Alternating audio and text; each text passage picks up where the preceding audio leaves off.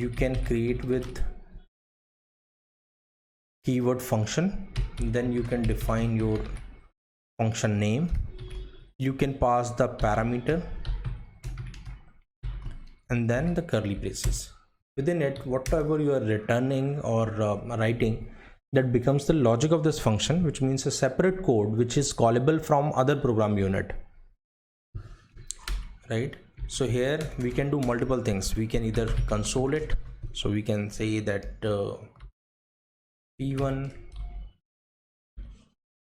is printing your this, and p2 is, so that we knows what the values are passed. Then we can return the multiplication of these two.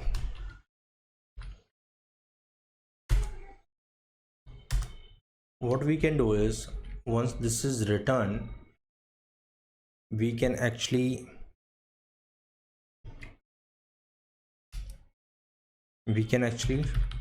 document dot get element by id demo dot inner html, and we can call my function with value as 50 and 100. Let's see what it prints.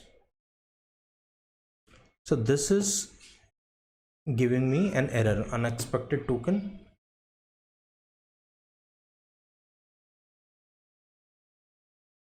This is console.log, and I think it should also be giving one more error.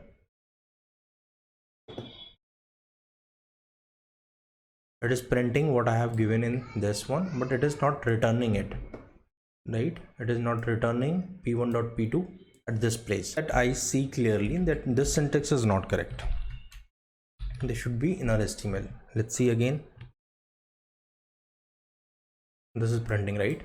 So these kind of errors are actually very dangerous. So that's where you should be able to see to debug it, right? Because it was not giving any error, but for these kind of errors, Internet Explorer helps you really efficiently, because that does not eat the error so simply. That shows you if this is JavaScript error, what kind of error it is. So that is very much important. So a JavaScript function is defined with the function keyword followed by a name, followed by parentheses, then the parameters, and then from wherever it is calling, this will actually print it. Now what will happen if I just take this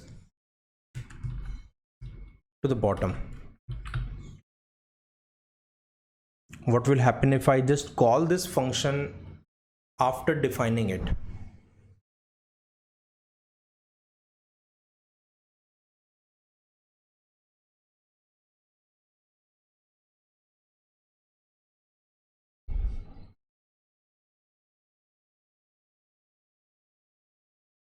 Anyone? It would still print final. Okay, and what was the difference between first one and this one? Like how this is able to identify that whenever we are just running a browser, it loads each and everything, and there is nothing when you do the same thing in Java, right? You cannot call this function until it is defined. So what I was doing earlier, I was calling this before defining it. So it in the Java, which is a strict type language, that should not be able to see this my function, and this should start giving the compile time error.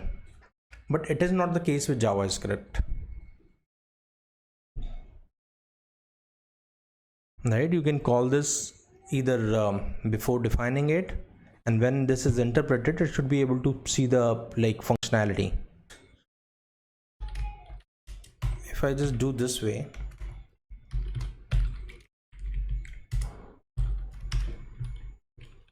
sorry, since we are doing it in scripting, it will be little different.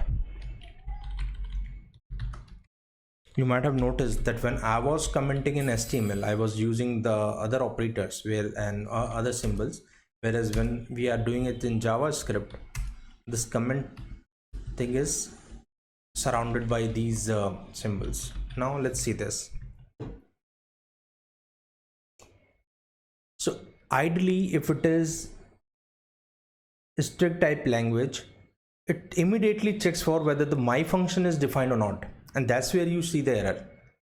Whereas when we are doing it in JavaScript, it is not immediately compiling it, it is not necessarily checking it whether I should be able to get my function or not, but at the time of this loads, this just checks whether the my function is available in my scope or not. Since it is available, irrespective whether it is defined before or after, it does not matter, right? So for this function hosting, I'll explain you in this in detail, but for now you can understand this is like how the behavior is changed. I want you guys to do a quick exercise where basis on 4 buttons, add, subtract, and this create two input parameter like text, and then add, subtract, delete, and multiply, create 4 buttons, and then on click of these buttons show the value in third text output, or maybe you can use the inner HTML way, whatever you feel. So giving you 10 minutes for this exercise. You understand the exercise completely, right? Let me explain you again.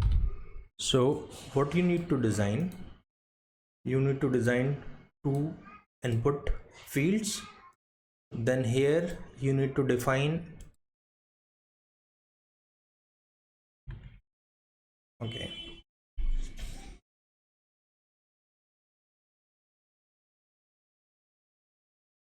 here you need to define add, subtract, multiply, and divide,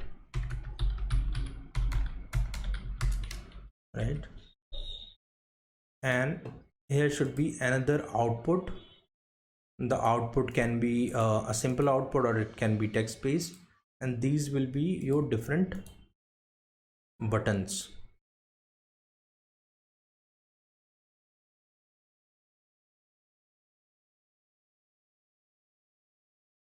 These will be your buttons, this will be the input parameter, this will be output.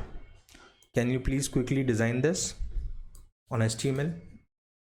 This is exercise, time bounded for 10 minutes. Please do this really quick.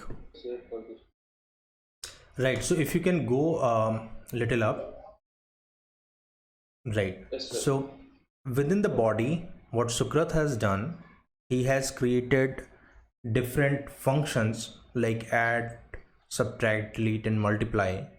And then if you look at on the body part, he has created 2 different input box, one it with id equals to first, whereas second one is id equals to first and second. Then on click, he is calling add method, and then input id equals to answer 1.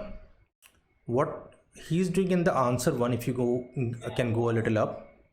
Yes, so what he is doing, he is taking the input documented get element by id and its value into variable a and then into variable b. Now adding these two and assigning its value into document dot get element by id answer then dot value equals to c, right? So this is like function level scope. As you can see, abc are the variables which are repeated for all the approaches.